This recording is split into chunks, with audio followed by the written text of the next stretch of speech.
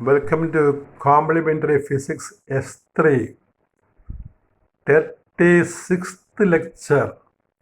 36th lecture for BSc Complementary Physics. Magnetism. Today's topic is Bohr magnetron and ferromagnetism. Ferromagnetism can be asked as an essay. Topic of discussion today is Bohr magnetron and ferromagnetism. So what is Bohr magnetron? It is an important short answer question. Bohr magnetron. You know the spelling Bohr magneton. We write as mu B. B is suffix capital B. It is the natural unit of magnetic moment of atom due to the electron motion. It is given by mu B is equal to h by 4 pi m. Unit joule Tesla raised to -1 or ampere meter raised to -2. അതായത് atom എന്ന് പറഞ്ഞാൽ atomic മാഗ്നറ്റാണ്. ഈ atomic മാഗ്നറ്റിൻ്റെ ഏറ്റവും ചെറിയ magnetic moment represent ചെയ്യാൻ വേണ്ടി പറയുന്ന ഒരു യൂണിറ്റാണ് ബോർ മാഗ്നറ്റോൺ. ബോർ മാഗ്നറ്റോൺ എന്ന് പറഞ്ഞാൽ ആറ്റമുകളുടെ മാഗ്നറ്റിക് മൊമെൻ്റ് സൂചിപ്പിക്കാൻ വേണ്ടി പറയുന്ന യൂണിറ്റാണ്. അത് ഏറ്റവും ചെറിയ ഒരു വാല്യൂ ആണ് ഈ ആറ്റത്തിൻ്റെ മാഗ്നറ്റിക് മൊമെൻ്റ് പറയുമ്പോൾ. ആറ്റമെല്ലാം മാഗ്നറ്റുകളാണ്. അത് ഇലക്ട്രോൺ മോഷൻ മുതലാണ് ഈ മൊമെൻ്റ് ഉണ്ടാകുന്നത്. അതിന് equation mu b h by 4 pi ആണ്. നിങ്ങൾക്കറിയാമല്ലോ ഇത് ഓർബിറ്റൽ മാഗ്നറ്റിക് മൊമെൻ്റ് തുല്യമാണ്. ഓർബിറ്റൽ മാഗ്നറ്റിക് മൊമെൻ്റ് നമ്മൾ പഠിച്ചത് L × EH by 4 pi ആണ്. L1 ആണ് ഇത് കിട്ടും. ഇത് സ്പിൻ മാഗ്നറ്റിക് മൊമെൻ്റ് തുല്യമാണ്. μs μl അല്ലെങ്കിൽ μs. μl പറയുമ്പോൾ നമ്മൾ L1 എന്നൂടി പറയണം. μs ആകുമ്പോൾ അത് തന്നെ EH by 4 pi ആണ്. അപ്പം μs value EH by 4 pi ആ വാല്യൂ ഏറ്റവും ചെറിയൊരു വാല്യൂ ആണ്. ഇതിനേക്കാൾ ചെറിയ വാല്യൂ ഇല്ല മൊമെൻറ്റിന്. അതിനെ വിളിക്കുന്ന പേരാണ് ബോർ മാഗ്നറ്റോൺ. ഇത് എക്സ്പ്രസ് ചെയ്യുന്ന value unit joule tesla raise to -1 അല്ലെങ്കിൽ ആംപിയർ മീറ്റർ റേസ് ടു -2 ആണ്. അപ്പോൾ എന്താണ് ബോർ മാഗ്നറ്റോൺ? അറ്റോമിക് മാഗ്നറ്റിൻ്റെ മാഗ്നറ്റിക് മൊമെൻ്റ് സൂചിപ്പിക്കാനുള്ള ഏറ്റവും ചെറിയൊരു യൂണിറ്റ്. അതിൻ്റെ വില എന്താണ്? അതിൻ്റെ ഇക്വേഷൻ എന്താണ്? mu b = EH by 4 pi ആണ്. അതിൻ്റെ വാല്യൂ ഇവിടെ കണ്ടുപിടിച്ചിട്ടുണ്ട്. നമ്മൾ ഈ വാല്യൂ കണ്ടുപിടിക്കുന്നത് പരീക്ഷയുടെ ക്വസ്റ്റ്യൻ ആയിട്ട് കാൽക്കുലേറ്റ് ദ ബോർ മാഗ്നറ്റോൺ എന്ന് ചോദിച്ചാൽ ഇതൊരു പ്രോബ്ലമാണ്. ബോർ മാഗ്നറ്റോൺ കണ്ടുപിടിക്കുക. അപ്പോൾ നമ്മൾ ഇക്വേഷൻ എഴുതിയാൽ മതി. mu b = EH by 4 pi ആണ്. യുടെ വാല്യൂ 1.6 × 10⁻19. എച്ചിൻ്റെ value 6.626 × 10⁻34 by 4 pi m. 4 × 3.14 × m. Mass of electron 9.1 × 10⁻31. We get 9.27 × 10⁻23 joule Tesla raised to -1. ഇതാണ് ബോർ മാഗ്നറ്റോണിൻ്റെ വില. ഒരു അപ്രോക്സിമേറ്റീവ് വാല്യൂ ഓർക്കുന്നതെന്ന് അറിയാമോ? ഈ 9.27 നിയർലി 10 ആണ്. 10 × 10⁻24 10⁻23 വരും. 10⁻23 ഓർഡറാണ്. പക്ഷെ അങ്ങനെ പഠിച്ചാൽ പോലെ ഇത് തന്നെ കൃത്യമായിട്ട് പഠിക്കണം. 9.27 × 10⁻24 ജൂൾ ടെസ്ല റേസ് ടു -1. ഇതാണ് ബോർ മാഗ്നറ്റോണിൻ്റെ ഇക്വേഷൻ. ഒരു പരീക്ഷയ്ക്ക് ഈ പ്രോബ്ലം ചോദിച്ചാൽ അറിയാമോ? ബോർ മാഗ്നറ്റോൺ തരും, എന്നിട്ട് E/m കാണാൻ പറയും. ഈ ഇക്വേഷൻ നോക്കൂ. ബോർ മാഗ്നറ്റോൺ എന്ന് പറഞ്ഞാൽ E/m കാണാൻ പറയും. അപ്പോൾ ഇതിനകത്ത് E/m നമുക്ക് സെപ്പറേറ്റ് ചെയ്യാം. E/m നമ്മൾ RHS എഴുതി കഴിഞ്ഞാൽ LHS 4 pi μ/h എന്ന് കിട്ടും. E/m എന്ന് പറഞ്ഞാൽ ഇലക്ട്രോൺ ചാർജ് മാസ് റേഷ്യോ അല്ലെങ്കിൽ സ്പെസിഫിക് ചാർജ് ഓഫ് ഇലക്ട്രോൺ. അത് കാണാനായിട്ട് ഒരു പ്രോബ്ലമായിട്ട് ഒരിക്കലും ചോദിച്ചതാണ്. ബോർ മാഗ്നറ്റോൺ തരും. അപ്പോൾ എന്താണ് E/m കാണുമ്പോൾ E/m = 4 pi mu b by h. 4 pi mu b by h. mu b ഉണ്ട്, h നമുക്കറിയാം. അങ്ങനെ E/m കണ്ടുപിടിക്കാം. E/m കണ്ടുപിടിച്ചാൽ അത് 1.76 × 10⁻11 കൂളംബർ/kg എന്ന് കിട്ടും. എത്ര E/m? 1.76 × 10⁻11 കൂളംബർ/kg. അതൊന്ന് കണ്ടുപിടിച്ച് നോക്കുക. ഒരു ഹോംവർക്ക് എന്ന് ട്രൈ ചെയ്ത് നോക്ക്. mu b തന്നിട്ടുണ്ട് 9.27 × 10⁻24. You calculate E/m. The E/m value will work out as 1.76 × 10⁻11 കൂളംബർ/kg. You try as a homework. So this is the question. What are the two magnetic moments that we have seen in the last class? That is the μl and μs. What is Bohr magnetron? This value. Now comes and essay question, it is very small and there is no theory, only explanation. Ferromagnetism. And this theory is called domain theory of ferromagnetism. There is nothing such as theory, only an explanation. And you see the figure. In the figure, a material is shown, some arrows are put. Arrows represent the magnetic moment of atoms. The direction of magnetic moment of atoms, atomic magnets are represented in the figure. Ferromagnetic substances are very strongly magnetic. നമ്മൾ പഠിച്ചതാണ് നേരത്തെ. Ferro dia നമ്മൾ പഠിച്ചതാണ്. Ferromagnetic substances are very strongly magnetic. A ferromagnetic substance has a, എന്താണ് ferromagnetic substance ഉള്ളത് നോക്കാം. ഈ പടം കൂടി ശ്രദ്ധിച്ചോളാം. A ferromagnetic substance has a spontaneous magnetic moment even in zero operator field. നമ്മൾ ഫീൽഡ് കൊടുത്തില്ലെങ്കിൽ പോലും അല്പം മാഗ്നറ്റിസം ഈ ഫെറോമാഗ്നറ്റിക് വസ്തുവിലുണ്ട്. ഇപ്പോൾ ഫെറൈറ്റ് എന്ന് കേട്ടിട്ടില്ലേ? ഫെറൈറ്റ് അല്ലെങ്കിൽ ലോഡ് സ്റ്റോൺ, അത് ഈ ദിക്ക് കാണിക്കാൻ വേണ്ടി പണ്ട് ഉപയോഗിച്ചിരുന്നതാണ്. അതിനകത്ത് ഒരു മാഗ്നറ്റിക് മൊമെൻ്റ് ഉണ്ട്. ഫെറൈറ്റ് ഒരു ഫെറോമാഗ്നറ്റിക് മെറ്റീരിയലാണ്. അപ്പോൾ അതിന് നാച്ചുറലായിട്ട് തന്നെ ഒരു മാഗ്നറ്റിക് മൊമെൻ്റ് കാണും. അപ്പോൾ അയൺ ഫെറോമാഗ്നറ്റിക് ആണ്. എല്ലാ എണ്ണത്തും ആ പ്രോപ്പർട്ടി കാണത്തില്ല. നമ്മൾ പെട്ടെന്നത് മാഗ്നറ്റൈസ് ചെയ്യാം. അപ്പോൾ ഇൻഹറൻ്റായിട്ട് അല്പം മാഗ്നറ്റിക് പ്രോപ്പർട്ടി ഉള്ള മൊമെൻ്റ് ഉള്ള വസ്തുക്കളാണ് ഈ ഫെറൈറ്റ്സ്. അവയെ മാഗ്നറ്റുകൾ ശക്തിയായിട്ട് അട്രാക്റ്റ് ചെയ്യും. അപ്പോൾ എന്തുകൊണ്ടാണ് ഇത്തരം ഫെറോമാഗ്നറ്റിസം വരുന്നത്, ഈ ശക്തമായ അട്രാക്ഷൻ വരുന്നത് മാഗ്നറ്റിൻ്റെ? അതിൻ്റെ എക്സ്പ്ലനേഷനാണ് പറയുന്നത്. ഈ കാണുന്ന പടം എന്ന് പറഞ്ഞാൽ നമ്മൾ നേരത്തെ വരച്ചൊരു ഡൊമൈനാണ്. അവിടെ അറ്റോമിക് മാഗ്നറ്റിക് മൊമെൻ്റാണ് കാണിച്ചിരുന്നത്.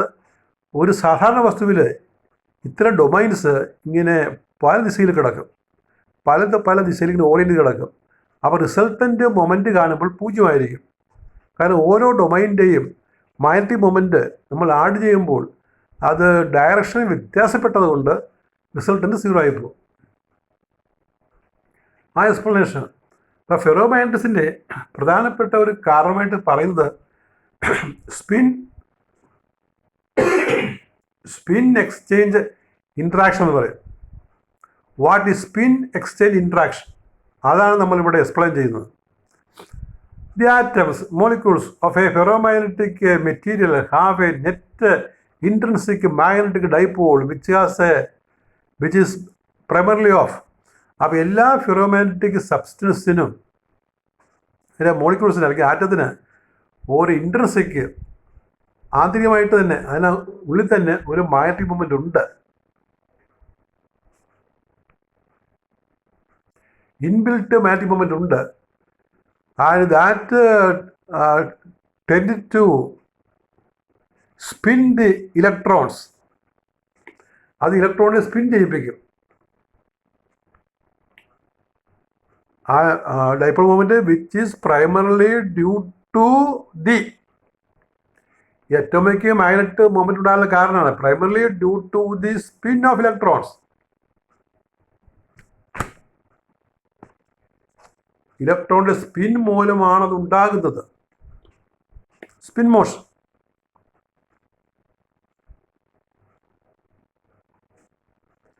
The interaction between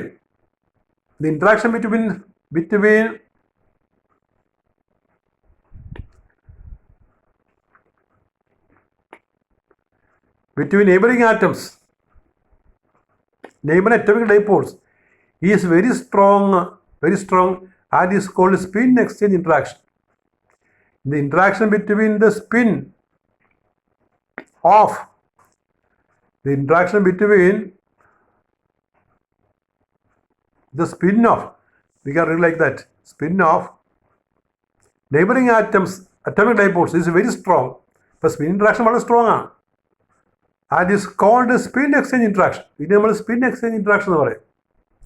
It is present even in the absence of magnetic field. ബാഹ്യ ഫീൽഡ് കൊടുത്തില്ല എങ്കിലും സ്പിൻ എക്സ്ചേഞ്ച് ഇൻട്രാക്ഷൻ എല്ലാ ഫെറോമാഗ്നറ്റിക് വസ്തുവിലും ഉണ്ട്. ഇനി നമ്മൾ പറയുന്നത് ഫെറോമാഗ്നറ്റിക് ഡൊമൈൻ.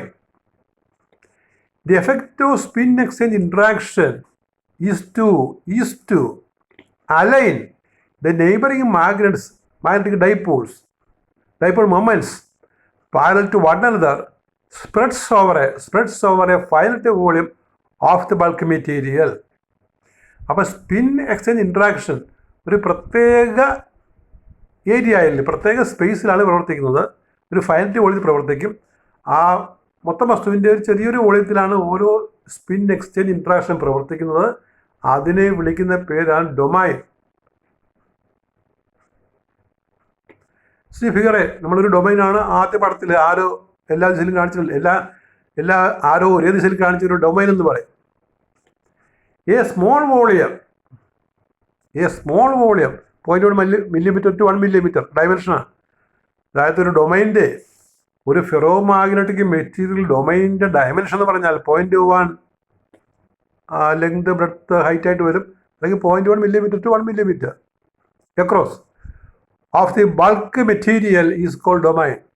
ഇപ്പോൾ ഫെറോമാഗ്നറ്റിക് മെറ്റീരിയൽ ഒരു 0.1 millimeter അല്ലെങ്കിൽ 1 millimeter വരെയുള്ള ഡയമെൻഷനുള്ള ആ ഭാഗത്തെ വിളിക്കുന്ന പേര് domain. All the magnetic moments between the domain will point in the same direction. ഒരു ഡൊമൈനിലുള്ള എല്ലാ അറ്റോമിക് മാഗ്നറ്റിക് മൊമെന്റും ഒരേ ദിശയിലായിരിക്കും, resulting in A large magnetic moment. The bulk material consist of many such domains. ഈ മൊത്തം വസ്തുവിൽ അനേകം domain ഉണ്ട്. നമ്മൾ രണ്ടാമത്തെ പടത്തിൽ കണ്ടതുപോലെ the domains are oriented in different directions. See figure B. Domains എല്ലാം പ്രത്യേക ദിശയിലാണ്. ഒരു ഡൊമൈനിൽ എല്ലാ മൊമെൻറ്റുകളും എല്ലാ ആരോസും ഒരു ദിശയിലാണ്. എന്നാൽ ഡൊമൈൻസ് നമ്മൾ ഓരോന്നെടുക്കുകയാണെങ്കിൽ അവ ഡിഫറൻ്റ് ആയിട്ട് ആണ് അറേഞ്ച് ചെയ്ത് കിടക്കുന്നത്. The total magnetic moment of a sample of the substance is a vector sum of the moments of the common domains. അപ്പോൾ ഓരോ ഡൊമൈനും ഒരു പ്രത്യേക മാഗ്നറ്റിക് മൊമെൻ്റ് ഉണ്ട്. മൊത്തം വസ്തുവിൻ്റെ ബൾക്ക് മെറ്റീരിയലിൻ്റെ ആകെ മാഗ്നറ്റിക് മൊമെൻ്റ് ഈ ഡൊമൈനുകളുടെ മാഗ്നറ്റിക് മൊമെൻറ്റുകളുടെ വെക്ടർ സമാണ്, ആകത്തുകയാണ്. വെക്ടർ സം എടുക്കണം. ഡയറക്ഷന് പ്രാധാന്യമുണ്ട്. ഡയറക്ഷൻ മാറിയാൽ പിന്നെ മൊമെൻറ്റിന് ചേഞ്ച് ഉണ്ടാകും.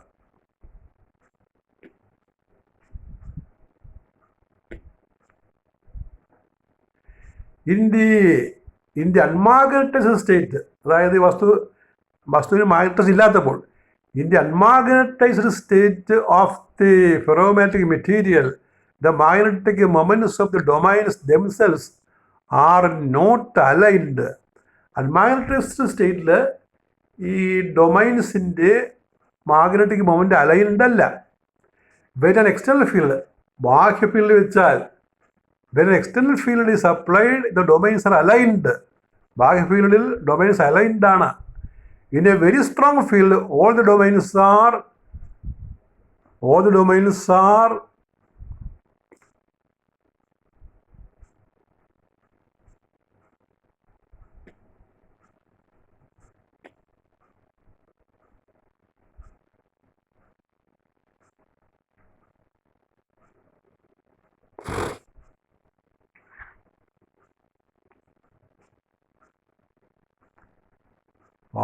domains are lined up. All the domains are lined up, and the direction of the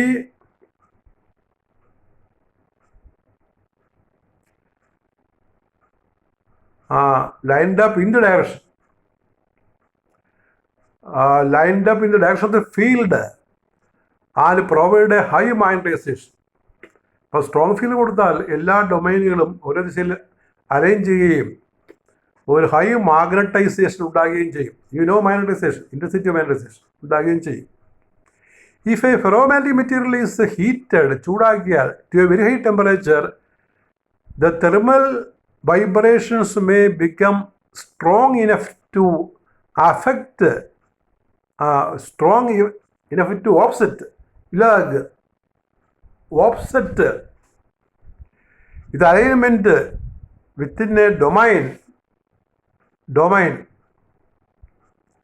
and such a temperature and at such a temperature, and at, you write, and at such a temperature, the material loses its ferromagnetism. അതായത് ഇപ്പോൾ ഈ നമ്മൾ magnetize ചെയ്യുമ്പോൾ ഡൊമൈൻസിൻ്റെ ഒരു ദിശയിൽ വരും. ഈ വസ്തുവിനെ നമ്മൾ ചൂടാക്കിയാൽ ഈ ഡൊമൈനുകളുടെ ഓറിയൻറ്റേഷൻ തെറ്റുകയും അതിൻ്റെ മാഗ്നറ്റിക് പവർ, മാഗ്നറ്റൈസേഷൻ നഷ്ടപ്പെടുകയും ചെയ്യും എന്നാണ് എഴുതിയിരിക്കുന്നത്. You look,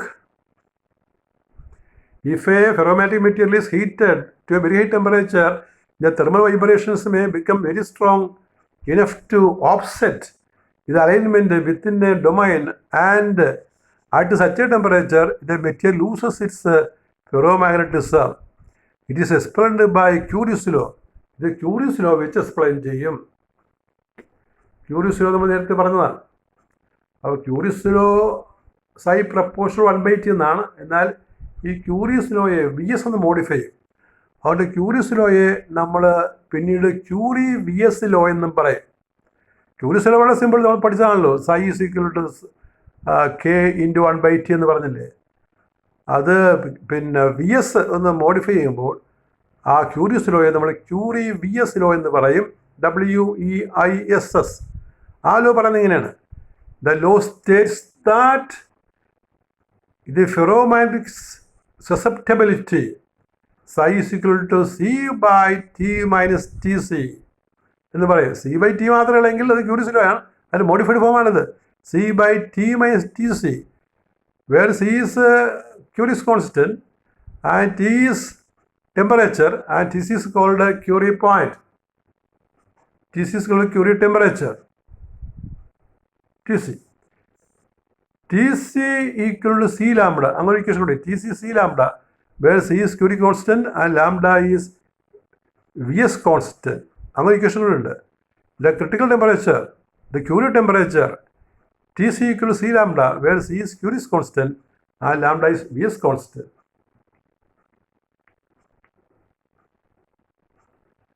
And these are the two questions. You study the essay domain theory. Write a note on domain theory of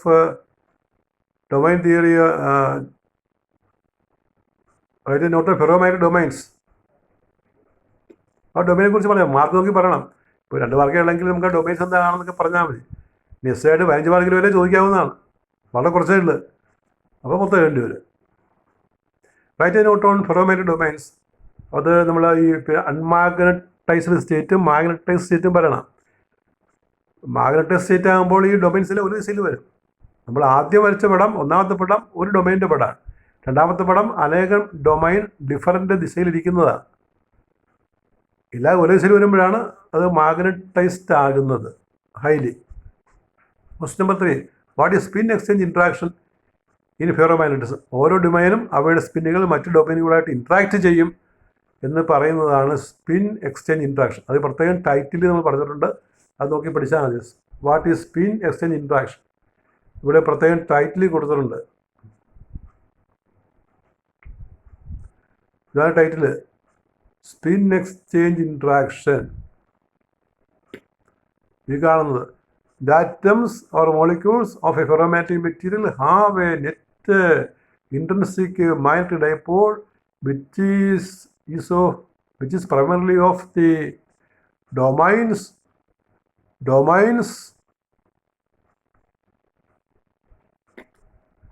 which is primarily of the spin of electrons. The interaction between the domain and interaction between the spin of neighboring atoms, atomic dipoles, is very strong and is called a spin exchange interaction. So you study well. That is all with your 36th lecture on magnetism. Thank you very much.